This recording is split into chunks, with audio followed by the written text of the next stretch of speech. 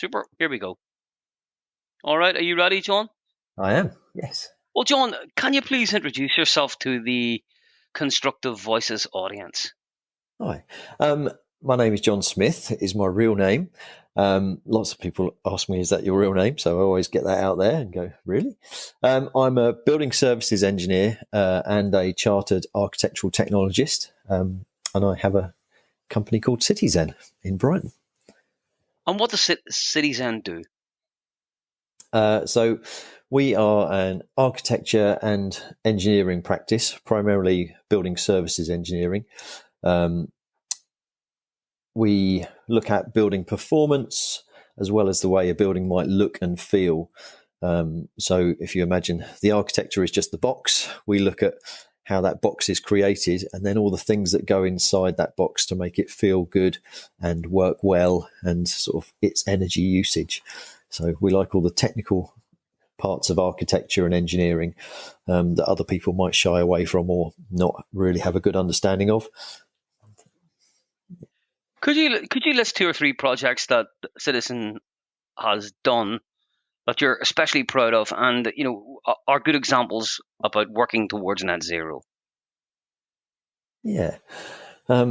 So I think one of the best ones we've done, we worked with the Southern Co-op Group over about 3 months, and I went and surveyed 200 of their buildings to look at their energy usage and their building usage and how they've actually, they have a very mixed portfolio of buildings. So they have the Southern Co-op shops that most people will know about, and they also have care homes, not care homes, caring lady funeral care homes. So they have a real diverse sort of mixture of buildings, old and new. And I was looking at the energy efficiency as well as sort of how they could become more sustainable. So we did 200 of those and basically reported on every single one of them to sort of aid where they were going to put money in their portfolio to upgrade buildings or upgrade the ways the shops actually worked. So I don't know if you noticed a few years ago, all the co-op shops changed to have fridges with doors on the front of them. Right. And that's why would that be? Why would that be? What was the thinking behind that? Just because they were cooling down the aisles in the stores rather than just keeping the products cool. So obviously there was a lot of energy being wasted all the time consistently. So by putting the fridge doors on, that stopped all that cold air energy, if you like, or coolth energy being pushed out into the sort of the aisles of the store and then getting mixed with the rest of the store, which they wanted to heat to keep people comfortable. So they actually implemented that across all their portfolio of stores. So yeah, changing the air conditioning units and the cooling units that they actually use for the refrigeration, as well as looking at, if they had glazing in the property, what type of glazing it was. So all the small things that go together to save the energy for them. And that was really important for their sort of corporate social responsibility. So it was quite good. So that was a really good project for us to be involved with. And then on a kind of personal and business level, I was part of the Brighton Energy Co-op, which you may or may not heard of. And that now has, I think it's a portfolio that generates 3 megawatts of electricity in and around Brighton and Sussex. And it's got, I think, 800 members. So I was one of the first 8 people, and we sort of came up with a strategy when the government came out with the FIT payments. And I think the original guy who developed it, Will Cottrell, had been out to COP26, maybe. I think it was Copenhagen, and just came back and got going. There's this thing which is a climate emergency, and nobody seems to be doing anything about it. What can we do locally? So we started to work out how we could put solar on buildings, and it went from a very small, a 37 kilowatt array to now we've got, say, 3 megawatts of power being generated in Brighton and Sussex and the surrounding areas. And that's really fulfilling. And Yeah. So what kind of buildings are they on? I mean, are they on residential, business, or both? So we went for the big hitters. So we've got Shore and Port in Brighton, and we've got various sheds that have big arrays on. And then we've got churches, schools, other industrial units. It's where we can get as big as possible to have the most impact as possible. And it also, at the moment, is generating, not necessarily generating, it's creating the energy locally. So you haven't got any transmission losses, and it's also providing energy locally for the people in those buildings at a far preferential rate than what is being charged by the big energy providers at the moment. So it's kind of a win-win in terms of energy usage and repayments. It's very, very good. I'm very proud of that. I'm no longer a director there, but it's good. And so that particular project is saving money for the people either renting the buildings or owning the buildings. Yes. They're actually cutting down the bills. I think, very much so, as well as cutting down the carbon used in that area on those buildings, and then the surplus gets fed back into the grid. So it is a fine balance of what people use versus what actually goes out sometimes. But it's a really good thing, which I'm proud of. I'll give you a link afterwards. Okay. Please do, because it's a really good thing.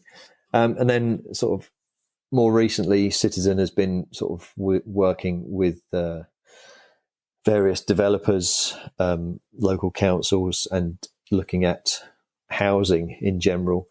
A lot of social housing as part of larger developments. We don't do domestic projects anymore. We tend to look at how we can improve the environment through larger scale projects. So we've done quite a few developer estates, but then making sure that those estates have not just met building regulations, but always surpass what the building regulations require. Lots of people just say, oh yeah, it's met building regulations, it's amazing. Well, that's the minimum standard. You should always be surpassing it as much as you can push a developer to put the money in. With air source and solar on things, and then improving the insulation and air tightness as much as possible without being detriment to the environment within the buildings. So it's that's kind of what we're doing at the minute. So, as I'm sure we're probably staring into a grim winter, not only in the UK but across Europe and further afield. And I have to ask. I mean, is the concept of net zero being pushed way down people's agenda, whether they be householders or indeed business owners, that energy costs are what are going to make net zero not so relevant this autumn and winter? Yeah, I think it's a really good opportunity to push the sort of the whole climate change, net zero, energy efficiency. I don't want to say agenda because that sounds wrong, but it should be at the forefront of people's minds.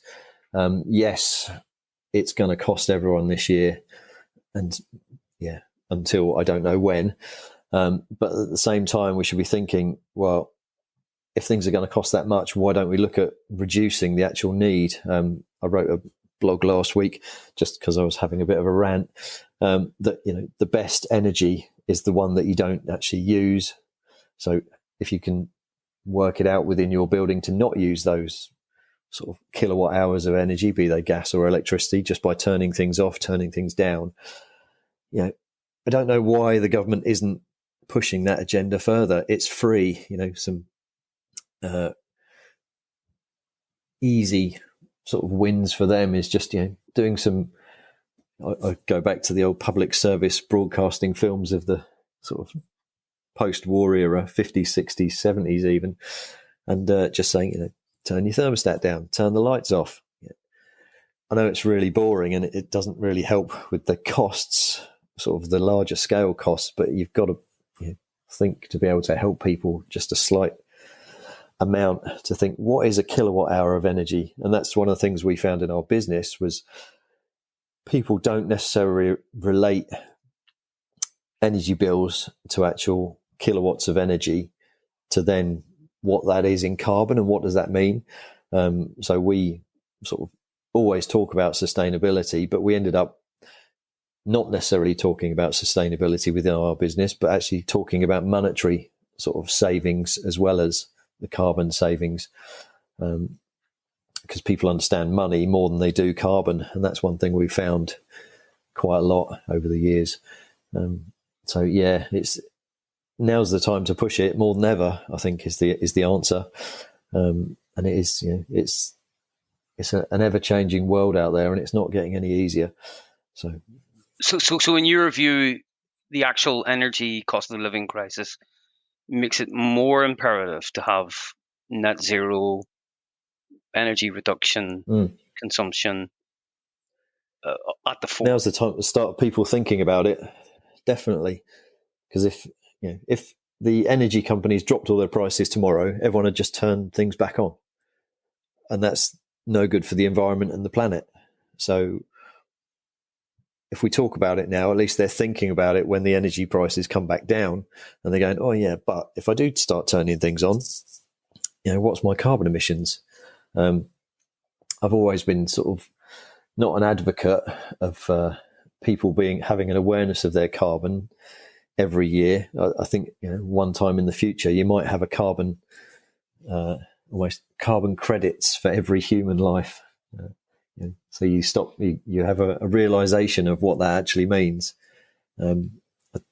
Sounds a bit totalitarian maybe, but there's got to be a way of people understanding what it is they're doing, either taking a trip in a car, taking a trip on a plane. What does that actually mean in terms of carbon?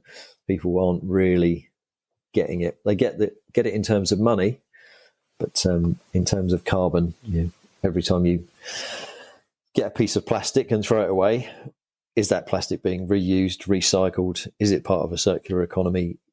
All of these things we need to really push home and think about. And I think I'm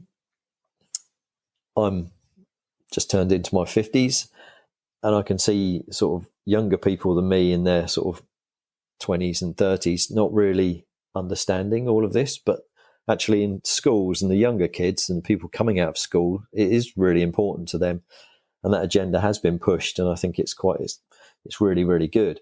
So I think it will change over time, but yeah, I don't know when that time's going to be yet. Constructive Voices were at the Footprint conference in your hometown of Brighton back in June. One of the messages that came across was that many felt there's not enough energy in action at both local and central government level in relation to net zero buildings, all that kind of thing. What do you think about that? Totally agree. We've been doing various projects over the years, and I was one of the people. We did it was called Pioneer Places in Brighton, and myself and I think about 5 or 6 other companies came together in Brighton to provide a analysis for the government as to how could you retrofit buildings. And what we did is we did 100, I think it was 100, maybe more, but it was definitely over 100 surveys, doing energy surveys and audits of domestic dwellings. We offered it out to everybody we knew and the wider community, and it was advertised on radio and local TV and all that kind of thing. And we managed to get the people to actually take up the surveys with a view to a number of those properties would be given a free retrofit worth up to, I think it was £12,000, £14,000 at the end of it. Getting people to actually do it is different from actually saying, hey, you can have this free survey. We'll tell you what your energy usage is. And then getting people to actually take it on board and do things about it can be a very difficult thing if there's no government sort of funding behind it. And we found it was quite difficult even if we were giving away free funding. So some of the ones which actually won the free funding went, can't do it at the moment because of X, Y, and Z. Could be work life, or we're going on holiday. And we only had a 3-month window to do all of this work and do the surveys and then get planning permission and then get the work done in these properties. So it was quite a tough challenge. And then we did all that. We proved that retrofits could work in various different building types. We did external wall insulation, flue gas recovery on boilers. We didn't do any solar, improved air tightness, loft insulation, LED lights, all the kind of basic stuff, but with external wall insulation as well as the key one for some of the solid wall homes in Brighton. So we managed to do it all and then fed it all back to the government, and then the government literally cut the funding. And it was like, okay, so that was that. And then since then, there have been various government initiatives which have been basically drops in the ocean in terms of funding, or they've gone through the motions and said, right, we'll have retrofit coordinators and they will look after retrofits and how it's going to work. And there's various funding pots for getting training and sort of match funding and things like this. And then that got stopped and that got cut. And there's just no consistent thinking from government. Do you think that the energy crisis and the call, the demand for subsidies to people's energy bills, that's going to mean that things like retrofit schemes are going to be, neglected further? I mean, financially, is that what your fear is in this current climate, this current situation we're in? I think so. Yeah, I think it really will, because the amount of money they're going to spend on topping people's bills up, or not topping them up, but giving financial assistance to cope with their bills.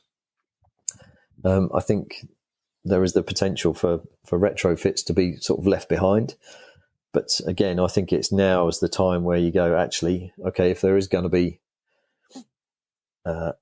this financial crisis, let's look at getting over this hump now, but then putting in place a long-term multi-government timeline of looking at all the buildings that we've got in the UK and starting top and bottom down to work towards the middle, because it's going to be the big buildings which have got the real energy intensive usage, and then it's the people with no money in the council housing and the social housing who have also got no money, and it needs to work at both ends of the spectrum to work down to to people like me who have got enough money to insulate our homes and put solar on. We're okay, but everybody else, I really fear for how they're going to afford to pay for their energy. And if there's no landlords willing to stump up for additional insulation or aiding their tenants with LED lighting or making sure that the double glazing is fit for purpose or whatever it might be, it's going to be a real hell of a year for people, right? So retrofits has got to be part of that discussion, and going forward until the whole country is done. It's got to be done. And in your view, how central to construction industry playing its part in net zero, how central is retrofitting in the UK to that goal? I think it depends on where you look. Most of the construction industry is driven by profit at the end of the day. If it's not making money, then it doesn't happen. And the building industry it's a difficult, fickle industry. And sort of post-Brexit, we've had a lot of migrant workers going back to wherever they've come from. So we've lost a lot of the workforce. We've also lost a lot of the driving or drivers for deliveries. So I found on sites that not only have costs of materials gone up, due to current crises.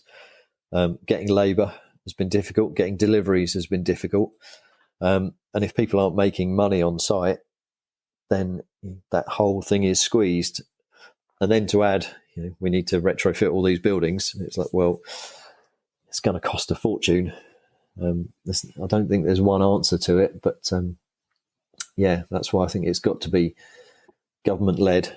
I was going to say, before we went up to London to have a workshop at Parliament with various other construction industry leaders and discussed how you could get retrofits to the forefront of things. And the easy one is reduce the VAT on energy efficiency products, or even get rid of the VAT on energy efficiency products if you're doing a retrofit of insulation and air tightness or other elements.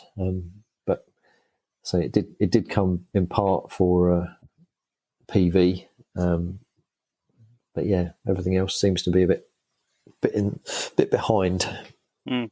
So.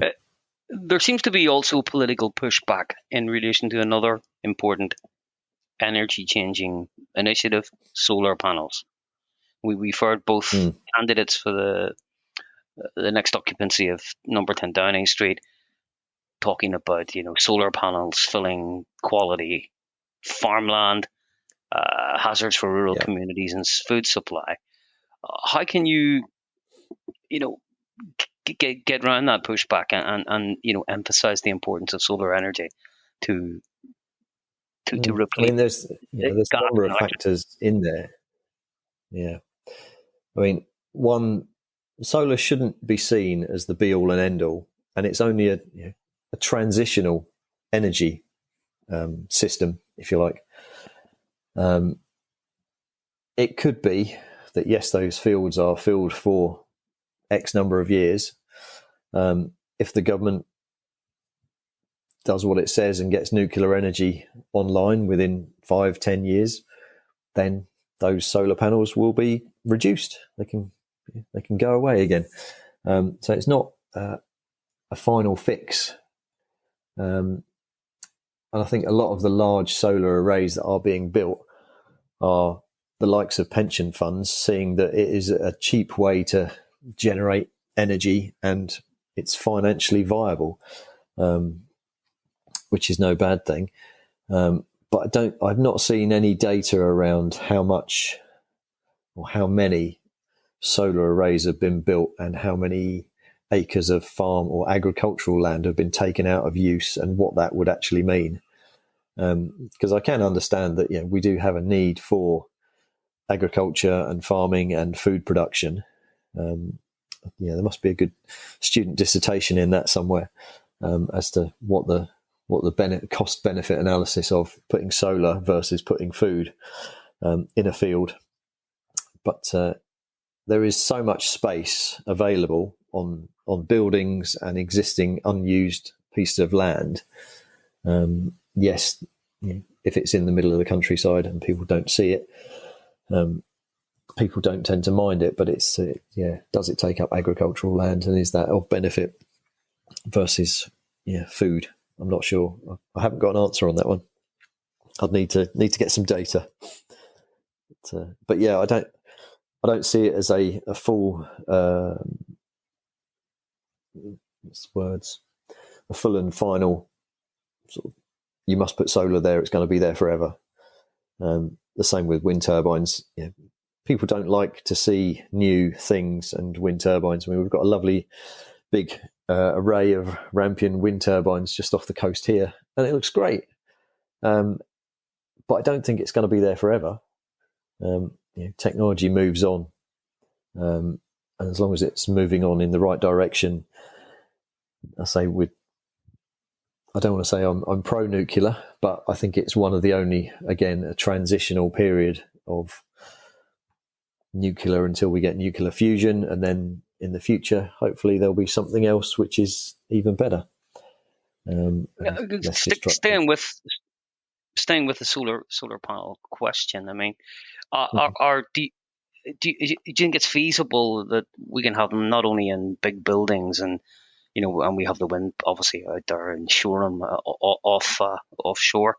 But that you mentioned things like housing estates, public housing estates. I mean, do you think it's realistic and feasible to erect solar panels that could provide energy for a given housing scheme, well, wherever that may be? Yeah, absolutely. I mean, if the site has been well designed and the building orientation looked at as part of that design process, there is always a way to put solar on the roofs. Anything that doesn't face north, you can get a good amount of energy from. So southeast, east-west facing or south facing is great for solar. Yes, if it's east-west, you don't get the full benefit of the sun. So it'll either be morning or evening sun you get. But yeah, you'd be surprised how much energy you can generate. And it's usually enough. And if you tie that with battery storage as well, you can get a hell of a lot of energy for a domestic home from a 4 kilowatt array, say, and that would normally be quite easily put on a standard domestic 2 up, 2 down roof. Mm-hmm. And obviously that will reduce bills, won't it? I mean, for the households. Absolutely. Yeah.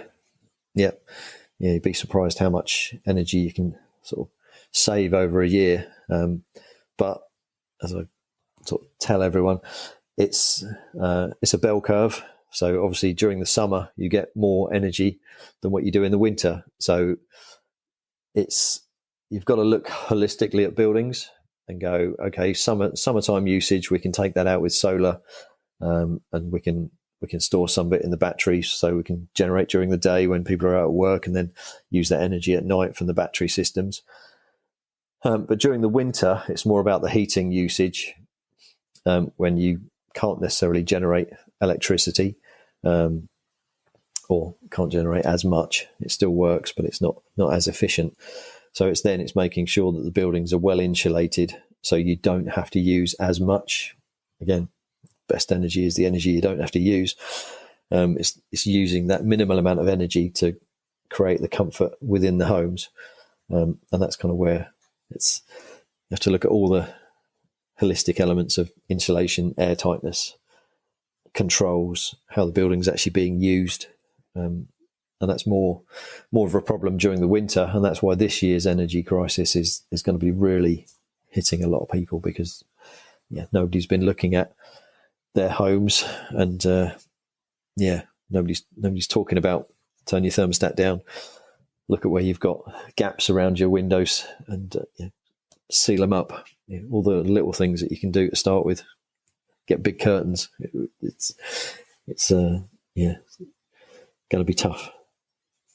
Do you think that people, or ordinary people out there, are as receptive to the kind of ideas and concepts you're pioneering as the industry is, as the construction industry is itself? Do you think people do get it, that there are things that can be done to make the building you're in more energy efficient?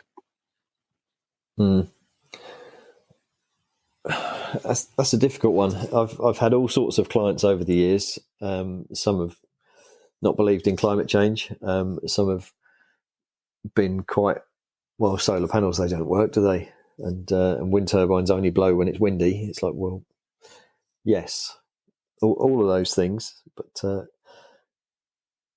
it's trying to prove to people, and I think that's where the sort of financial cost of things, if they see the cost of energy and they can't afford that energy, and they think, oh my God, where does this energy now come from? How do I save it? That will start people thinking and trickling down that sort of, right, okay, my energy comes from, well, is it the power station down the road? Is it all those solar panels? Do I need to get solar panels? What is it that I can do to help myself? It's been quite funny. We've done various retrofits for people, and some of our family have put solar on their roof, and everyone else in the street's gone, oh, should we do that as well? Does that work? And it's very much, it's not necessarily in certain people's sort of field of vision. I'm always surprised that I've got an inquisitive mind, and I'm always looking at, is that new thing what everyone should be doing, or can we integrate that within our processes and systems and for future buildings? But a lot of people just work day to day, want to live their lives and not really worry about it. And it's only now when they can't afford the energy, when they're going, oh, what do I need to do to be able to afford to live in the life that I want to live, comfortably, warm, safe environment. So I think it's, now's the time to talk about it more than ever. So in many ways, this crisis could focus minds more on energy efficiency in the home and the workplace. I hope so. Yeah, I really hope so. And I think if it doesn't, we've lost a really big opportunity to go, or at least to go, hey, do you remember when we couldn't afford energy back then? Well, now we can't afford the planet dying, and having that conversation. But a lot of the time, again, it's if people don't see the flooding and the changes in the weather and erosion of sort of bodies of land and digging up the earth to get oil and gas out of it, they're not fussed about it. It's just you plug something in and it works. That's how it works, right? So it's making sure that we keep people talking about it and understanding it. And if you can't afford it, then people tend to ask why not, and what's the reasoning for that. Now, your business has a relationship with the University of Brighton, as you do. Can you just outline that broadly, what that is? Yeah, sure. So I went to Brighton University. I was a mature student after I'd been a building services engineer for about 15, 17 years. I can't remember how long it was now. I went back and did a degree in architectural technology. And then ever since then, I've had a really good relationship with the university. And then 2.5 years ago, there was an opening role there for a part-time lecturer. So they sort of said, hey, you should come in and help us. So I've been lecturing there, architectural technology students, project managers, QSs, construction managers. So everyone within the built environment that's not necessarily an architect, I get to sort of talk to and talk with about all the projects that they have to do throughout the year. And I will look at building regulations. I will look at sustainability. I will look at working in practice. I will look at planning and how to actually draw as well. That's one of my big elements. So I teach them AutoCAD, and they all have fun with that. So it's quite good. But again, it surprises me how they think kind of literally about things. They very much take it verbatim and go, right, okay, that's the way it goes.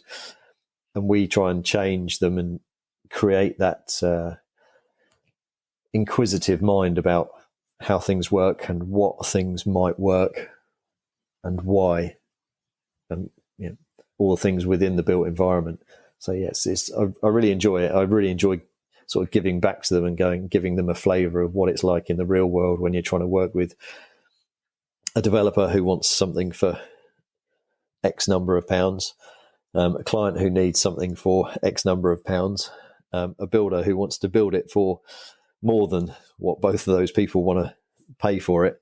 And it's finding that pragmatic middle ground, and also then working within the bounds of, these are the building regs, these are all the things we legally have to do. And within those building regulations now, since June this year, they've improved significantly, working towards net zero.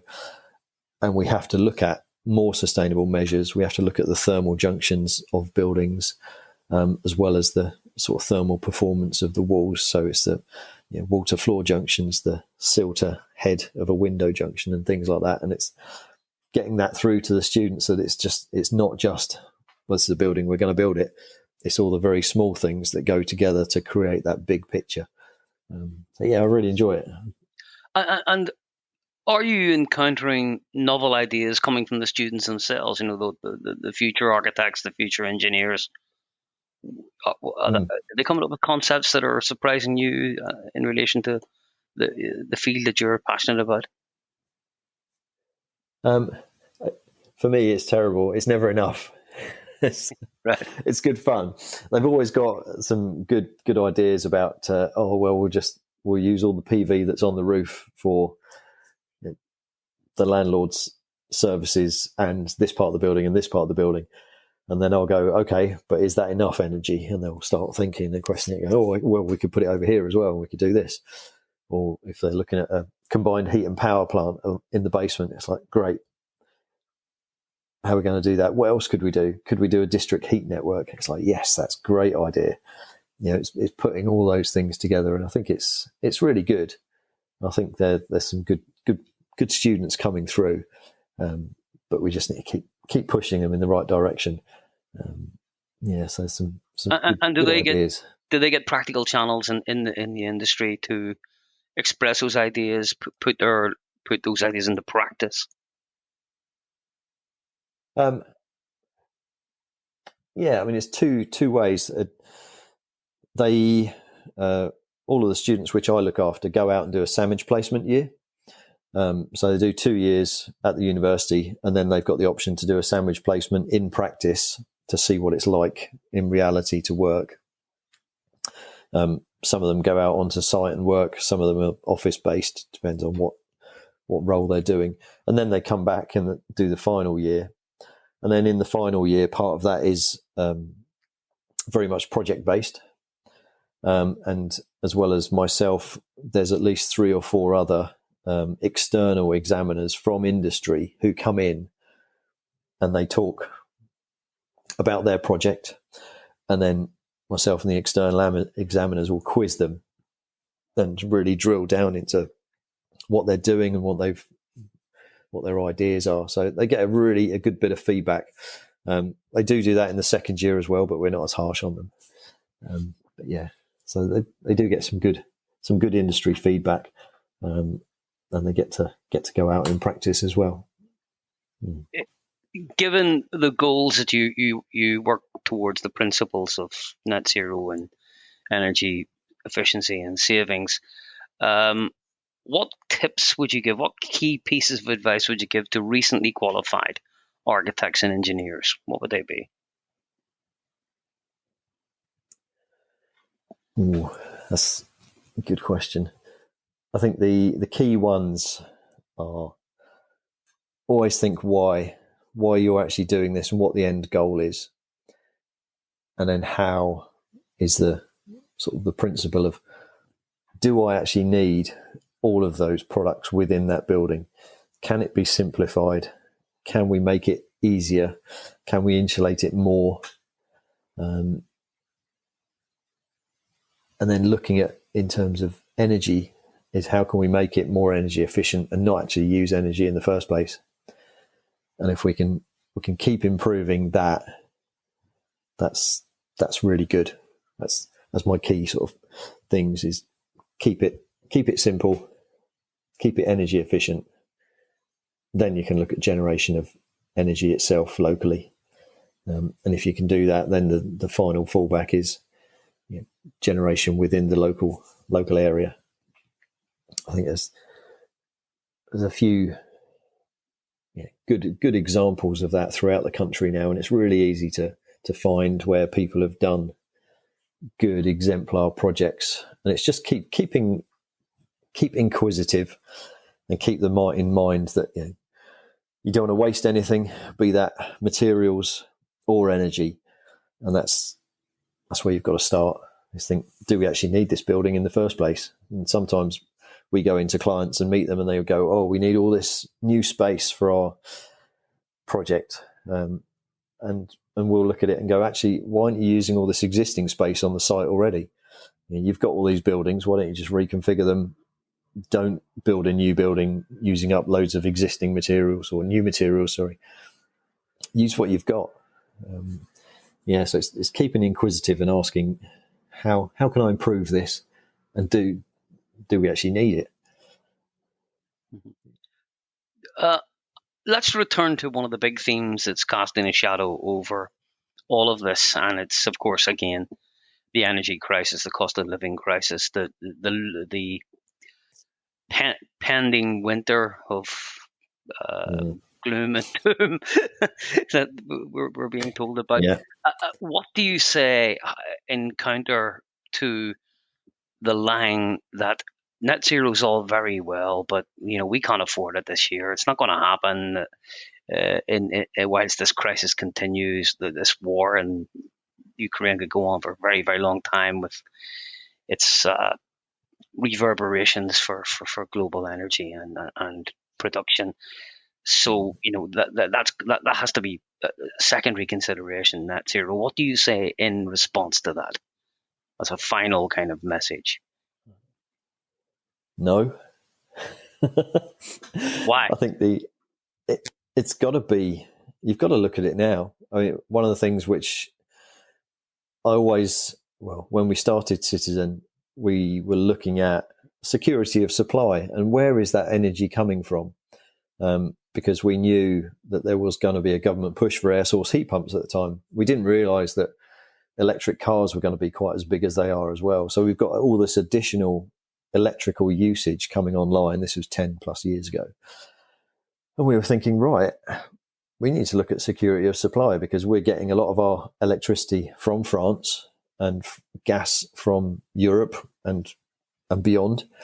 How are we going to sort of equate this? What happens if? And we were pushing sort of within the Chartered Institute of Building Services Engineers and asking those questions, and nothing ever came of it. And now it's come to fruition that everybody's energy suppliers throughout Europe have been based on Russian gas and Russian oil. So it's really about looking at our country, and everyone else should be looking as well and saying, hey, how can we help each other to ensure our securities of supply? But how you tell somebody who's on benefits or disabled this year what can they do, I really don't know. And it's really upsetting in terms of how people are going to cope on the sort of lower tiers of the breadline. It's really sad. And I don't have an answer for that, but we need to just push the net zero retrofit. We've got most of the buildings in the UK are old buildings. They leak in terms of energy and air and heat. And that needs to be sorted out. And if we don't sort that out, we're never going to get to the net zero point of this is how much energy we're not using now. This is great. This is how much carbon we're not using now. This is great for the planet. So it's really a win-win, but it is a long-term thing, and it's not going to be fixed this year. And that's a really sad state of affairs we're going to be in over the next 6 months, I think.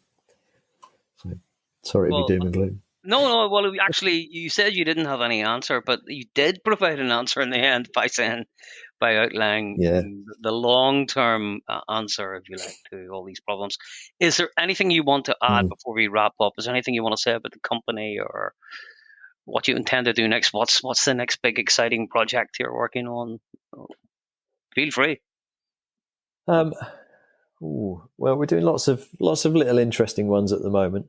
We're doing a few school extensions, and we're looking at a number of projects sort of for local councils, which hopefully we can improve the energy efficiency of, and they're creating some new builds and some new social housing. So that's in our next few months, sort of going forward. But it's been a hard few years in terms of the pandemic, and finances have been really interesting for the whole sort of construction industry. It's been very much feast and famine for us. And I think the next 6 months is going to be exactly the same. anyone who's a business owner out there, I totally feel for you. It's locally we've had a number of companies go into administration, be they contractors, architects, and other people in the business. So it's a hard landscape to work in at the moment, but it's always exciting. And on to the next big thing, whatever that may be. We live in interesting times, eh? Another curse. Very much so. I never thought we'd be living through a pandemic, a war in Europe, and financial crises. It's all happened in the last few years. It's crazy. Yeah. Look, I'm happy. Jackie, do you want to come in? Jackie? Yeah, I'm also happy. I covered all the bases. Can you not hear me? Yeah, it says John was great, and I thought it was very, very absolutely eclectic and across the board. Specific I thought so as well, John. Yeah, really good. Yeah, perfect. Really I thought so as well, John. Are you happy yourself? Are you comfortable with how it all went? Oh yeah. Cool. I'm always happy. Yeah, fantastic. Good. Okay, good for you. just as well as you brushed over the last few years. Yeah, exactly. Yeah, you've got to be. Just as well. We have to keep smiling. Absolutely. Anyway, that's it. No, I thought it was absolutely spot on. We covered, everything that I hope we would cover. It's very comprehensively. We will probably broadcast sometime during September, but I will be in touch with you in the meantime. Cool. Ask you for if you have any nice imagery that we can use on the site and social media. Yep, sure. And when I have a finalised date, I'll let you know, obviously, as soon as possible, and we can also collaborate a bit on social media to get the best out of it for you. That'd be amazing. Let me just put in... That's about Brighton Energy Co-op. I'll just put that in the chat. That's a good thing that I always talk about, just because it's been so well received, and it's done so well. We've gone from a few people putting in a couple of £1,000 each to it's now got £3 million worth of asset, and it's just a wonderful thing. That's impressive. Yeah. I'm stopping the recording, so there might be just a quick interruption. Hold on.